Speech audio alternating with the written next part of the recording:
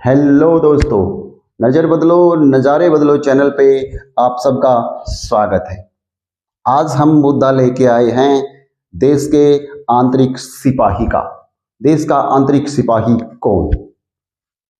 मेरे अनुसार, मेरी थिंकिंग के अनुसार, मेरी ओपिनियन के तहत एक चालक जो है वो देश का आंतरिक सिपाही है। वो चालक चाहे किसी सरकारी तंत्र का हिस्सा हो, चाहे किसी निजी क्षेत्र का हिस्सा हो, वही देश का आंतरिक सिपाही है। उस सिपाही के साथ, उस योद्धा के साथ हमें बहुत ही अच्छे ढंग से, वेल मैनर ढंग से हमें ट्रीट करना चाहिए। ये हमारी रिस्पॉन्सिबिलिटी है, हमें उसकी रिस्पेक्ट करनी चाहिए। ऐसा मैं इसलिए कह रहा हूँ क्योंकि कल मुझे संयोग से एक चालक साथी के साथ लगभग 30 किलोमीटर का सफ़र तय करना पड़ा।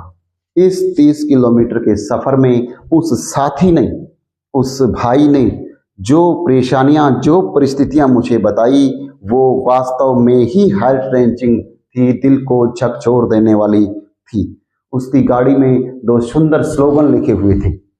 पहला स्लोगन कुछ इस तरह था कि ड्राइवर की जिंदगी में लाखों इल्जाम होते हैं, निगाहें साफ होती हैं, फिर भी बदनाम होते हैं। मैंने पूछा कि भाई जी, आपने स्लोगन तो बहुत ही अच्छे लिखवा रखे हैं, आपकी जो ड्राइविंग कैपेबिलिटी है, जो गाड़ी चलाने की क्षमता है, जो गाड़ी चलाने का जो तरीका है, वो भी वास्तव में ही सराहनीय है। तब थोड़ा मुस्कुराया और कहा कि भैया, मैं जब लगभग 15 साल का था तब से गाड़ी चला रहा हूँ। मैंने ड्राइविंग की जो ABCD है वो अपने स्कूल के दौरान ही सीख ली थी। मैंने पूछा ड्राइविंग की ABCD? उसने कहा जी बिल्कुल, आइए आज मैं बताता हूँ कि ड्राइविंग की ABCD कौन सी होती हैं। तो उस भाई ने मुझे बहुत ही अच्छे तरीके से समझाया कि ड्राइविंग की ABCD कौन सी है। उसने कहा कि जो वर्ड ए है वो एक्सीलेटर के लिए प्रयोग होता है, A फॉर एक्सीलेटर, जिससे हम वाहन की गति को धीमा या तेज करते हैं। इसे हम बाएं पैर से ऑपरेट करते हैं। फिर उसने बी वर्ड के बारे में बताया।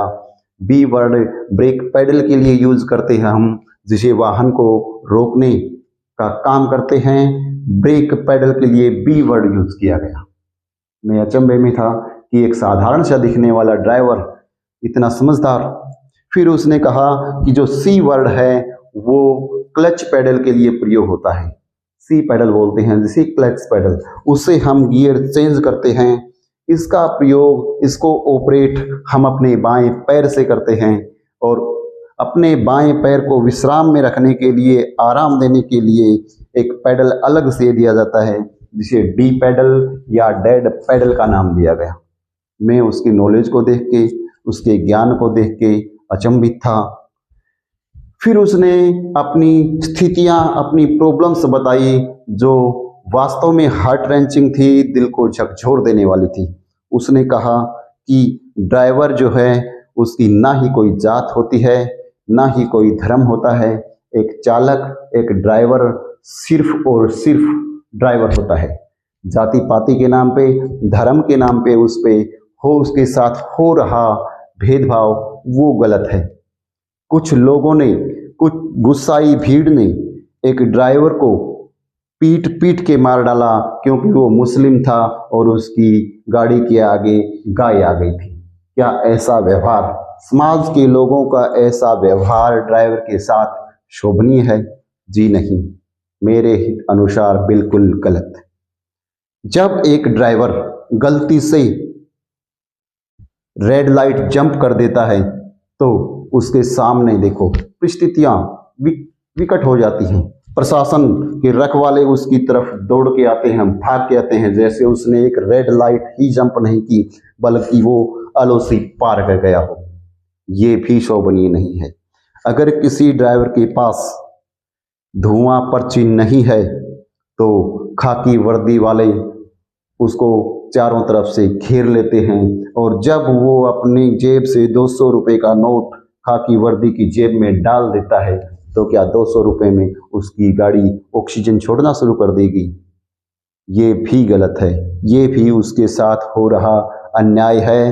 लोग उसे डिसरिस्पेक्ट करते हैं, जबकि वो रिस्पेक्ट के लिए इंटाइटल्ड है, इज्जत के लिए, सम्मान के लिए उसका हक है। दोस्तों, वो क्विकली डिसीजन मेकर है। उसे पलक झपकते ही उस चालक को बहुत ही शीघ्र, यथाशीघ्र पलक झपकते ही डिसीजन लेने पड़ते हैं। एक कोर्ट का जज सालों लगा देता है एक डिसीजन लेने में, लेकिन एक चालक भाई को हाथों हाथ इमीडिएटली डिसीजन लेना पड़ता है, एक्शन लेना पड़ता है। एक ड्राइवर को कुछ लोग एक सैलरी पेड सर्वेंट मानते हैं, उसे महीने की पगार देते हैं और उससे नौकर की तरह रिस्पेक्ट उसके साथ व्यवहार करते हैं, ट्रीट करते हैं, जो बिल्कुल ही गलत है। ड्राइवर, मैंने पहले भी बताया है कि वो देश का आंतरिक सिपाही है, वो भी इज्जत का हकदार है, हमें उसकी भी रिस्पेक्ट करनी चाहिए। एक ड्राइवर ने अपनी गाड़ी में हरे रंग की चूड़ियाँ, छोटी चूड़ियाँ, बैंगल्स लटका रखी थी। मैंने पूछा कि भाई जी, ये चूड़ियाँ किस लिए?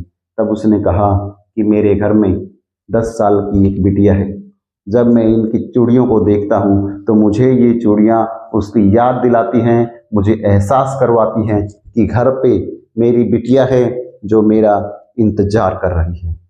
हमारा भी परिवार है, हमारे भी रिश्ते नाते हैं, हम भी फीलिंग्स रखते हैं, लेकिन लोग हमारी फीलिंग्स को, हमारी भावनाओं को नज़रअंदाज करते हैं, समझ नहीं पाते। हमारी